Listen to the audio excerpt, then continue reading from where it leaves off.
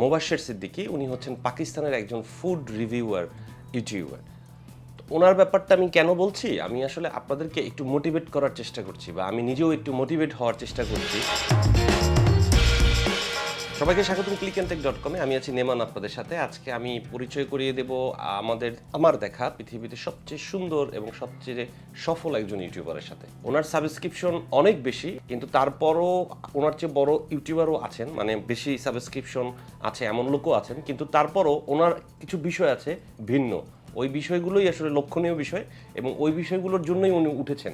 সেই জিনিসগুলোই আমি আপনাদের সাথে শেয়ার করার চেষ্টা করব। মুবাশির সিদ্দিকি পাকিস্তানের একটি গ্রামে, যে গ্রামটা একেবারেই আমাদের হিসেবে যাকে ব্যাকওয়ার্ড বলা যায়, তো ব্যাকওয়ার্ড একটা গ্রামে সে বড় হয় এবং সে ছোট্ট একটা চাকরি করে। ওই চাকরির সাথে সাথে সে ইউটিউব করতো।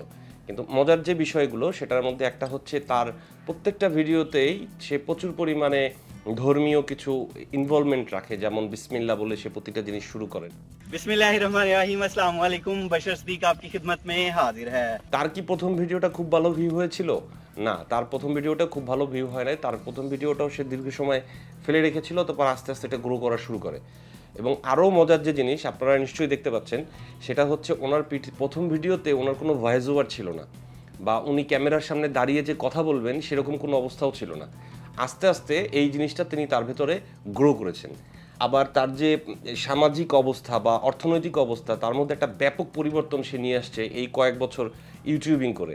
পাকিস্তানে যার বিভিন্ন দেশের যে এম্বাসি আছেন, তারা ওনার সাথে দেখা করতে ওনার ভিলেজে যায়, ওনার সাথে রান্না করে, রান্না খায়, এবং মুবাশির সিদ্দিকি সেই বিভিন্ন দেশে ঘুরতেও যায়। এবং এই সব কিছুই হয়েছে ওই ইউটিউব চ্যানেলটাকে কেন্দ্র করে।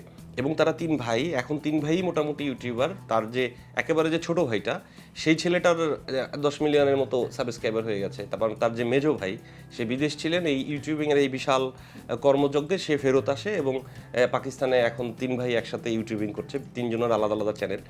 আরও মজার ব্যাপার, তার গ্রামেও বেশ কিছু মানুষ এই চ্যানেলের ভিতরে ঢুকে পড়েছেন। তারা বিভিন্ন রকমভাবে মুবাশির সিদ্দিককে সহযোগিতা করেন, এবং তারা নিজেরাও ইউটিউব চ্যানেল করেন, এবং তারা মোটামুটি সবাই সফল। মুবাশির সিদ্দিকির যে পরিবর্তনটা, বা মুবাশির সিদ্দিকিকে কী করছেন, কিভাবে তার ব্লগটা তৈরি করেছেন, কিভাবে তার ব্লগটা এগিয়ে নিয়ে গেছেন, তো আমরা চাইলেই এরকম অনেক কিছু করতে পারি।